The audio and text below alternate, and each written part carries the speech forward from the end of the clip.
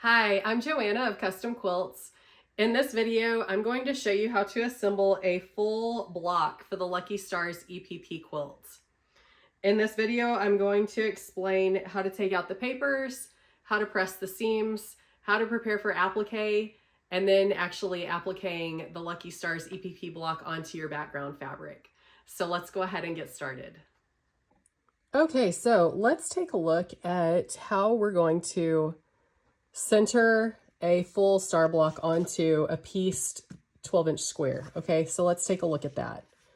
So first, what we're going to do, I've got my pieced EPP Lucky Stars block ready to go. I've got my papers that need to come out. So the first thing I'm going to do is remove these papers.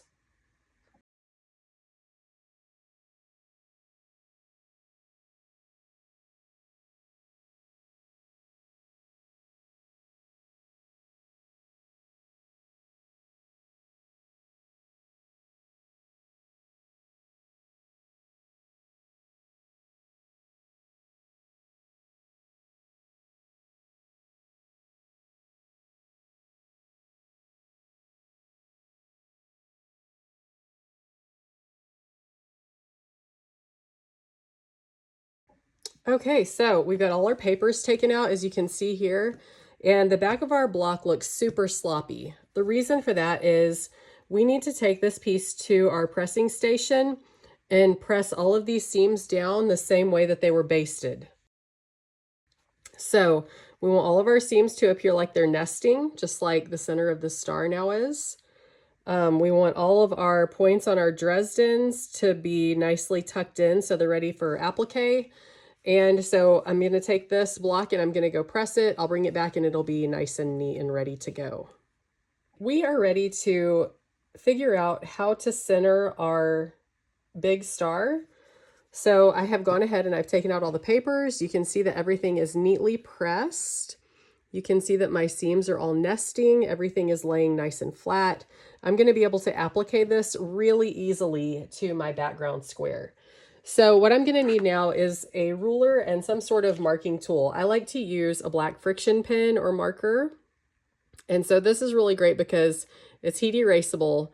And alternatively, if you don't trust these kind of markers, you can also use a white Choco liner, which I'm not going to break out right now, but that will almost completely be removable. You won't have any remaining issues or anything like that.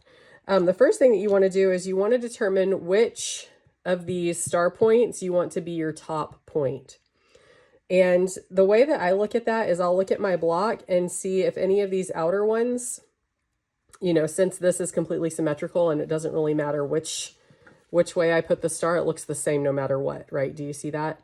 However, I have these little guys that are pretty important. You know, I've spent a lot of time fussy cutting them. My octopus here, it's pretty important. I think I want to focus on my bears. And so to give them the most upright looking appearance, I'm either going to do this way or this way. And I think I like this one the best. So I'm just going to put this here up at the top so that I don't forget what the top of my block is going to look like, right? Sometimes it's easy for me to forget which way I was going with that. And I'm going to take that off for now. What I'm going to do is I'm going to mark the absolute vertical center of my block, okay? And, you know, I don't really need to do that on this. This is a seam line here and here, so I know those reference points. I am going to put a couple of dots since this is going to leave probably a ghost line behind. And the tip of this point, this Dresden point, is going to be my center as well. So what I'm doing that for is I need a clear reference point. You can see my little dots right here.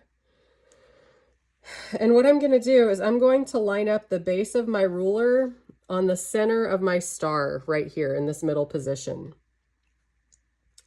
And then I'm going to take one of the vertical lines and I'm going to align it with the straight line that I drew or my dot reference points. So what I'm doing is I'm finding the true horizontal half of my star. And so I'm going to make a little mark here as my reference point. and a little mark here as my reference point. And you can draw big long lines if you want to. I'm just doing little dots because these are going to be heat erasing. You can see here that I have just about the same amount showing here and here on these bottom pieces.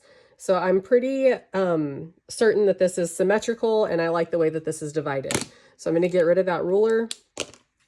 I am just going to mark the top of the square with my little clip. You can see here I've moved it.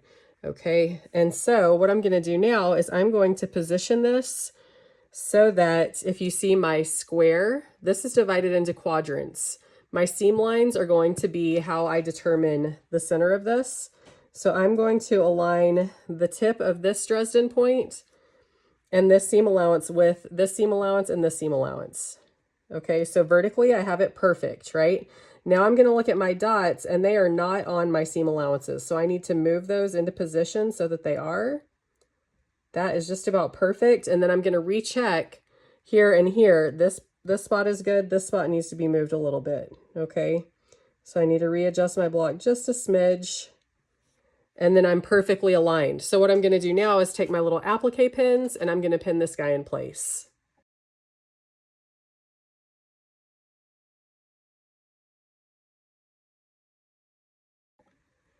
Now that we've got everything pinned down, you can see that our block is nice and flat. If you see any kind of waves on the background fabric, you may need to readjust and repin. But now I'm going to use an applique stitch around the outer edges of the Dresden just to applique this in place, and then I'll be ready to sew my block into my quilt top.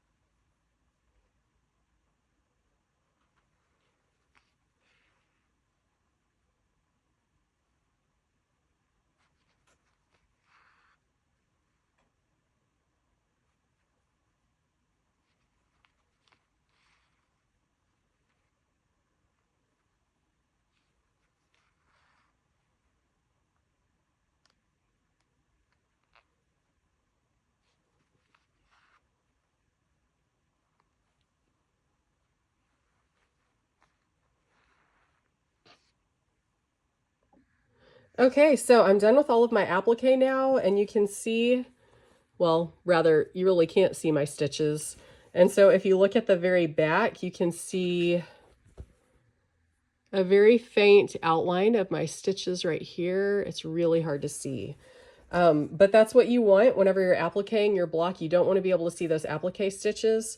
So now we're done appliquing our EPP block onto our pieced background squares, and we're done with the block. So we're just going to make as many more of these as we need for the quilt size that we're wanting to make.